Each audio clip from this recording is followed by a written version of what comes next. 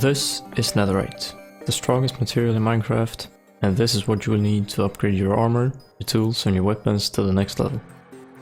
But now you may ask, how do I get this material? Well, my name is Hammers, and today I'm going to show you exactly how you do that.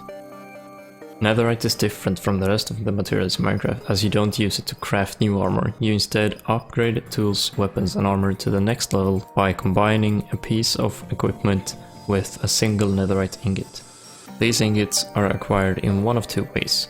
The first is to find them, or the sub-components, which we'll talk about later, in bastion remnants.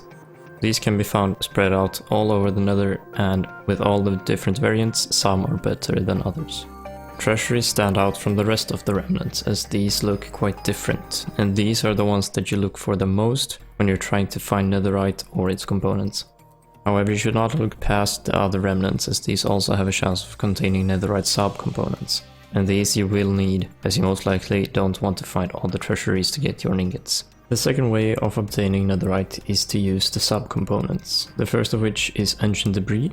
These can be found on Y level 8 to 22 most, but they also spawn in between 8 and 119, which is almost bedrock limit, but these are much fewer. A handy method to find ancient debris is to use beds. These explode when you try to sleep in them and cause a massive explosion. So if you stand at the maximum distance, you take minor damage, but uncover a big area instead of mining it all out. To do this efficiently, use blast or fire protection armor to limit the damage you take from both the explosion and the fire or lava that comes out as a result of the explosion. Put your bed on around Y level 15 and then just search for ancient debris as you go along. When you've found some debris, use a diamond pickaxe to mine it and move on to step 2. That is to smelt it into netherite scraps. This is the other item that you will want to look for in the bastions.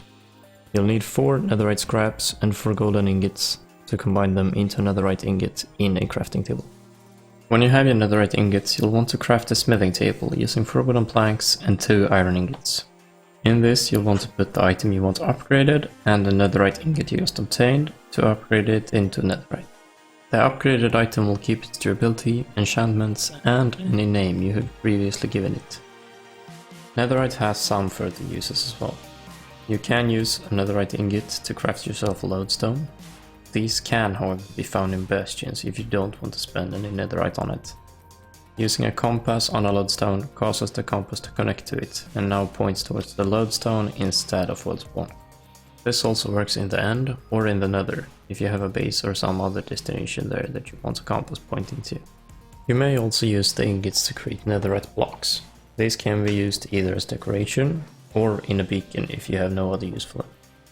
Having them in the beacon is however rather unworth, since you will use 4 gold blocks to create the netherite blocks, if you have not found all the ingots in bastion treasuries.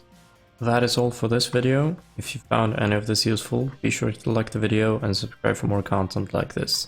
As always, have a great day, great life, and until next time.